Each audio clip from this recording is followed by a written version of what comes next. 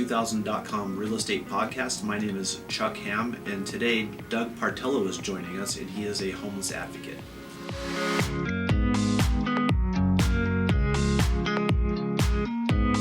Doug, welcome. Thank you. I want to talk today about what you do. So first, what does it mean to you to be a homeless advocate? What are you doing as a homeless advocate? What it means for me is trying to do the things as a private citizen that advance the cause of those that are unsheltered. For my main focus has been on just basic human needs. Folks need water. They need access to toilets. They need trash removal and laundry, just the very fundamental basic needs of a human being. And I also feel that part of my mission is just to connect with people and understand their perspective better and better understand what their story is and how they got to where they are. Let's talk about Loyd. So when I met Loyd, he was in an encampment in Oxnard. Unbeknownst to those in the county that have gone on outreach to that, because he's somewhat isolated. So he's all by himself. I asked the question of one of the campers, is there anyone I hadn't met? And he took me to Loyd. So your story began with the death of your father? Yes. And you were about 21 at that time? Yeah, 21. And you guys were living in a mobile home park? Yes. And then once he passed on, you had a difficulty in making the rent. Yes. And then you got sick yourself, right? Yeah. And can you tell us a little bit about that? I had a kidney removed and everything, and I was sick, and my lungs and everything just fell apart. About 5-10 years later, then I ended up on the street. So your situation was the death of a significant family member, and then you had some rather serious health problems. Yes. Uh-huh. So you were able to maintain yourself in that trailer for what, 4 or 5 years? Yeah. And then with your health problems, and then you weren't getting enough money coming in. And what were you living on at that point for your monthly income? Less than $700 a month. Okay, was that government assistance? That's SSI and Okay. Social Security. Okay, so you qualified for Social Security, so you had a disability that qualified you. Yes. But it was a fairly low amount to try to sustain yourself Right. as a housed person. My point of contact with these folks is try to get them to go and access services if they desired. And for Loyd, I was very concerned about his physical condition and his living condition, because his camp was really awful. So I just had a very deep concern for this person, that he needed medical attention, and he had been without his medication. So what I did for Loyd is I got him to accept my help and get in my car, and I took him to the One Stop, which is the county mobile outreaches. And so we went there, tried to get him connected to services, but I really needed to get Loyd to an urgent care. So I took him to urgent care. I got him breathing treatments for him, got him reconnected with a primary care physician with a follow-up visit. And so that could stabilize his breathing and get him his prescriptions that he needed, which he hadn't had for 3 months, but also identify what his needs were. It's my understanding when I met you just recently that you really had no documents like a California ID, Yeah. a birth certificate. Yeah. You do have Medicare and Medi-Cal, but you didn't have those cards. And then you have a lot of health issues. Yeah. So how was it accessing your health care? Because I understand you need medications like for your breathing. Yeah. So what were some of the barriers to you to maintain contact with the healthcare system? Walking. Okay. Getting around to the places. Okay. So you had to walk, find a bus, get there. So when I met you, you had actually been without your medication. Yeah. For about 3 months, which is extremely difficult because these are like daily medications that are Right. necessary just to sustain your breathing, right? Yeah. So when I found you, you were having quite a bit of trouble with your breathing. I couldn't get down to my doctor. I was about ready to call 911 and have an ambulance take me to the hospital, and I could get my medicine again. Right.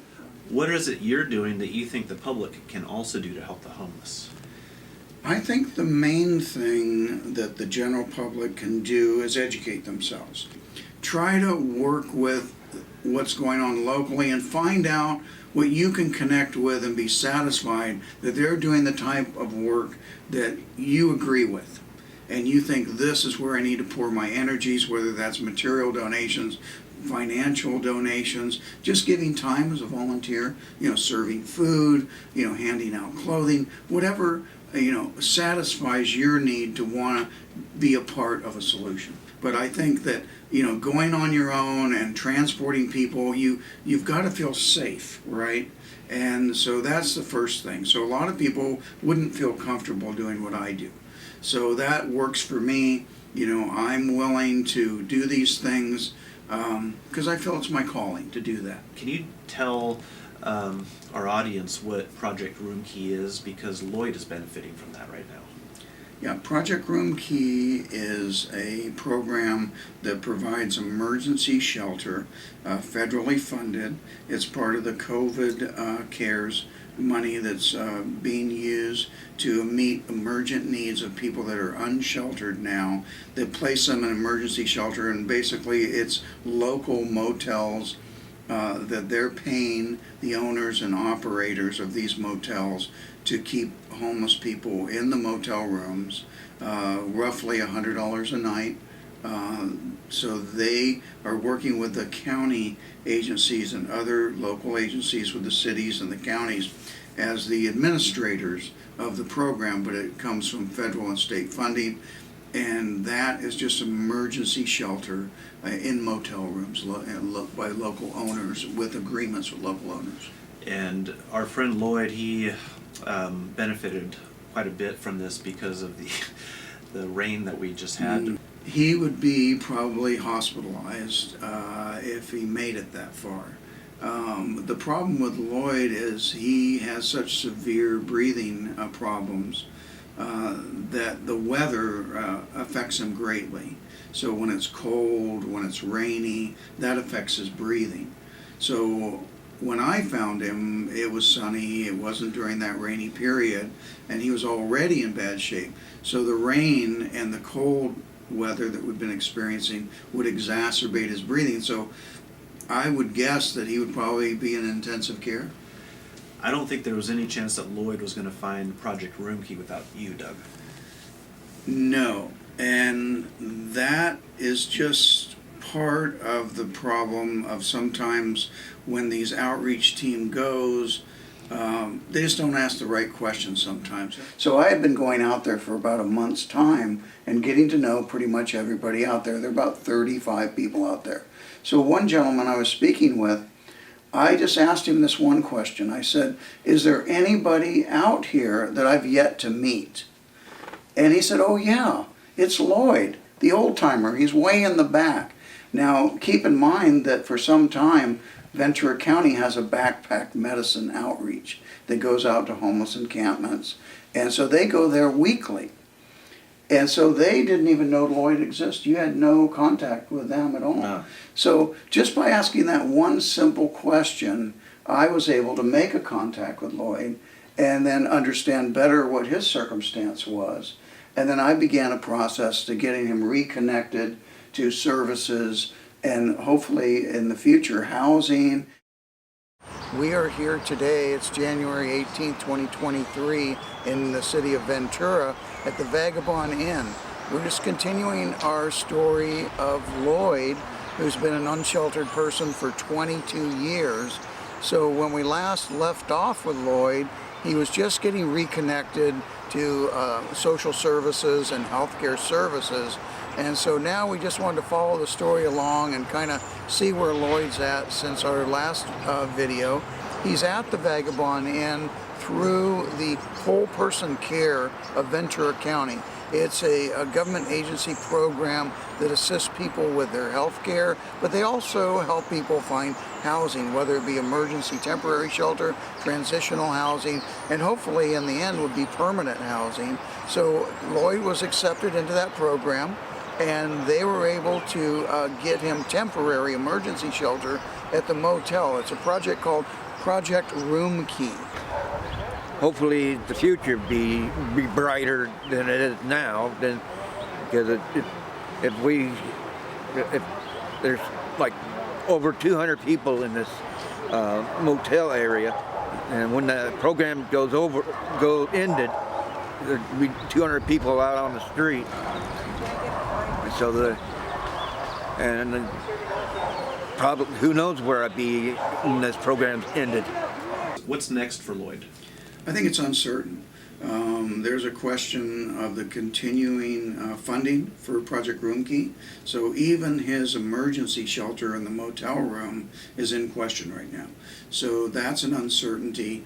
We know that the process to get permanent housing that's subsidized by the federal government, whether that be emergency housing voucher or HUD funding for Section 8 or some program for seniors or less fortunate folks to get into a program to receive subsidized housing, is a lengthy wait process. So we really don't know what Loyd's even immediate future at the end of this month holds. So he could very well be back out on the street. In the time that he's been housed, his encampment is completely gone. So that's been raided. There's nothing left there. He has no tent. He has no solar panels. He has nothing. So he's basically starting over if he is to be put back out on the street. How's it going with having a homeless advocate by your side and helping you out? It's been great. He's helpful. I'm only one, but just imagine if he had 30 of us or even 10, he'd probably go nuts at the ending. You know what? That is so true. Because if you look at these caseworkers that work for the county, their caseload is 30 plus. And just to make a point of contact is a real challenge for them, because just finding their clients, because they move around. I think the simplest act that you can do that you feel safe, but it really makes a difference, is just have eye contact. You know, smile or recognize that person, wave to the person, just make a connection that they're not invisible. They're an actual human being that exists. And by you recognizing them in a positive way with a smile or a wave, you'd be surprised how much of an impact that will have on them, because it's oftentimes a matter of them getting their own dignity restored. And when they're invisible to everybody, we see them every day, but yet they remain invisible in that way. So if we just make a human connection with eye contact, maybe a wave or a smile, that can make a tremendous difference for them psychologically. Thanks for listening.